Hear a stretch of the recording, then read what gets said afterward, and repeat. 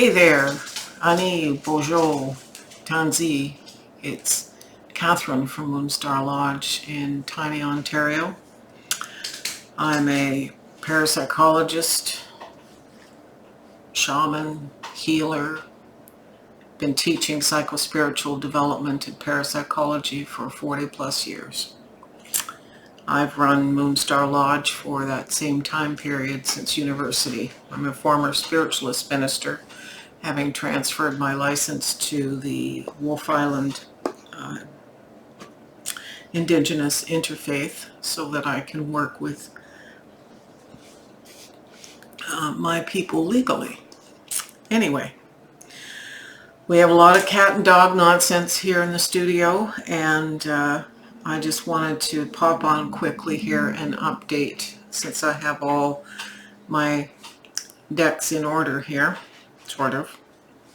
An order of how they fit on camera, at least. So I wanted to talk to you today about questions I'm receiving with respect to the upcoming online classes, which I'm running through the Ko-fi platform. And the Ko-fi platform is like Patreon. It has different levels of subscription. The very basic thing, you can drop me a donation for a coffee, literally. Although it's spelled K-O-F-I. You can just support the lodge because you appreciate a particular video. Great, we welcome it. It's been a tough couple of years here with COVID. So the thing with the platform levels is how we're looking at managing the tiers is you know, with this starting tier of offering just a one-time gift of a coffee, or a short-term support subscription, a little monthly donation, just to keep the videos going. And then as the tiers go up, what I'm going to start to do, the first tier level above the basic is going to be for tarot. Everything to do with tarot. There will be special readings on that platform that don't appear on YouTube. But more importantly, there's classes that will appear on that platform. And I pop on once a month to give a live tutorial. And then there are teaching notes and things which will be sent to individuals so that they can prepare for the night that I am teaching. The next level up from that is going to be shamanism. And I'm sorry, not shamanism, psychospiritual development. And this is our primary basic course that we've taught for usually 10 to 12 weeks per term, usually a beginner, an intermediate, and advanced, so that in the course of 1 to 2 years, a person has done a fair bit of study on mediumship, channeling, all the factors within parapsychology, how to assess, how to do what I prefer to call spirit assessment of a building or a home, not ghost hunting, because most spirits have been people and we don't hunt people. But there's a number of very complex directions that psychospiritual development takes. The next level up from psychospiritual development will be shamanism. So if you clock in, book in at the shamanism level, not only do you get shamanism, but you get psychospiritual development and you get tarot. So you're building your tiers.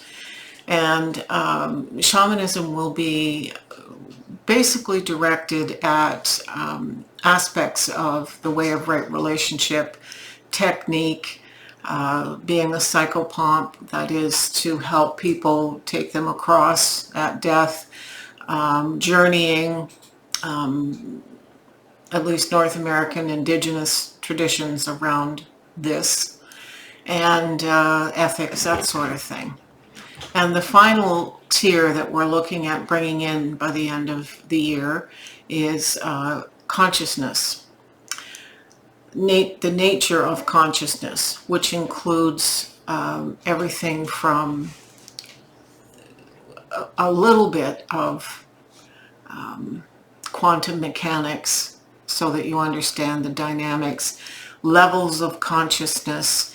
We're going to work with regression principles, neurolinguistic programming, how we use altered states of consciousness, that sort of thing. We've taught this over the years in separated classes, but in this format we're going to be teaching it all together in one level. So, you know, how this unfolds depends on time and energy. I'm just coming off of a motor vehicle incident where I was quite seriously injured, and then a week later I had a bad fall. So I'm coming to you today still quite bruised and swollen and sore, but we're soldiering on and getting ready to do this.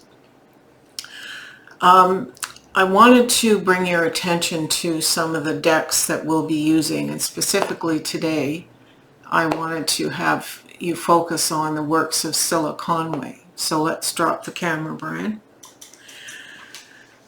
Scylla's first deck was the Intuitive Tarot, and it's a beautiful deck for working in tarot. But also I'm going to be using this one in beyond the tarot class into psychospiritual development and to some degree in shamanism. None of these decks do you have to buy. I will be showing images referencing Scylla, you know, in class while we're talking about them, so that you have a chance to have a look at what we're talking about.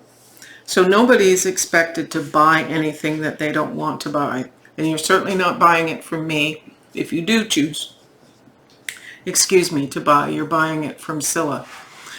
But I've been quite enraptured by her work, and these decks are what have prompted me to move forward a little more quickly with getting these tiers going. So Scylla was also co-author of the Byzantine Tarot with John Matthews.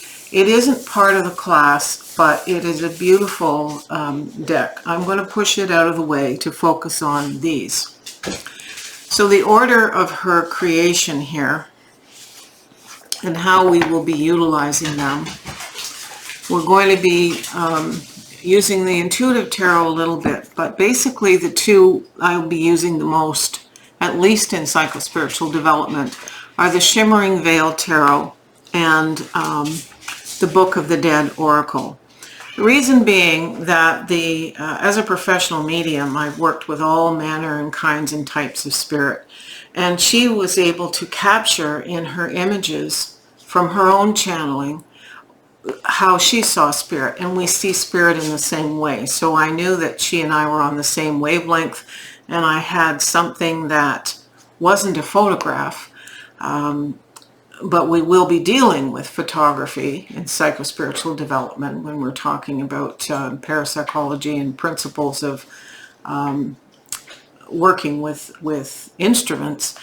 But this is for the channeling portion, so the earlier phases. When we get into the later phases, we're going to be working with the Divas of Creation, and this is working with the energies of the universe. And most recently, she has published, just last year, the Multidimensional Divas, and this is the 11 dimensions of creation. So these will be primarily used in the development class, and these we will start discussing them in psychospiritual development, these two, but these are going to morph into shamanism. So you can flip the camera. The concept of quantum mechanics is touched upon, and shamanic practitioners know that we move between 11 different levels of reality, parallel dimensions, if you want to call them that.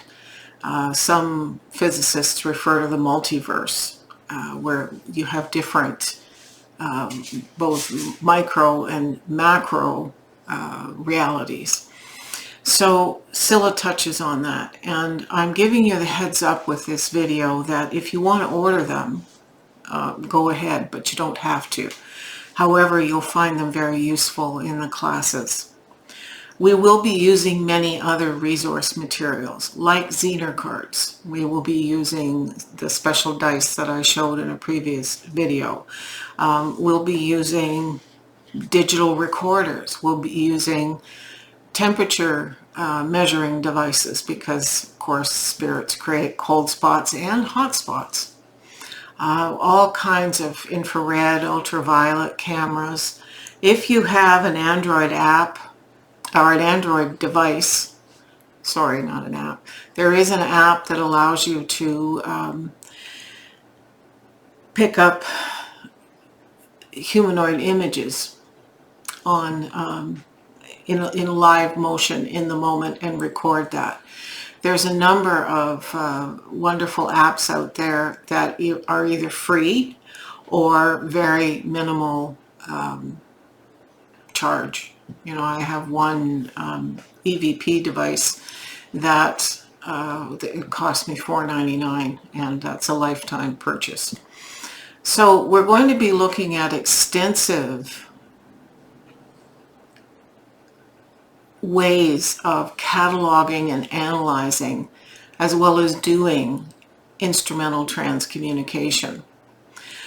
So there's a distinct overlap between the psychospiritual development with the parapsychology science foundation and shamanism. So these courses will morph into that. The altered states of consciousness, consciousness-based class where we're doing regression, everything you've learned in the previous two apply to that format. So we will be utilizing, even though these are online courses, to extend the reach of the classes. They're still going to be very small classes, and small in terms of number of participants, so that there's an intimacy and a support network. But it's going to be global instead of local.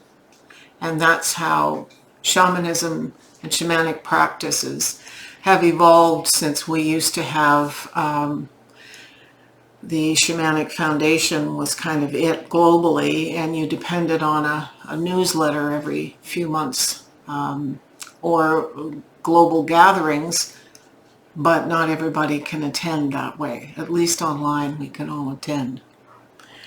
So I think that covers everything I want to say today, and if you have any questions about that, we'll be issuing further information in the weeks to come as we get this all the logistics dealt with. And I hope you have a great day. Leave some comments, ask some questions. Happy to answer them. Aho.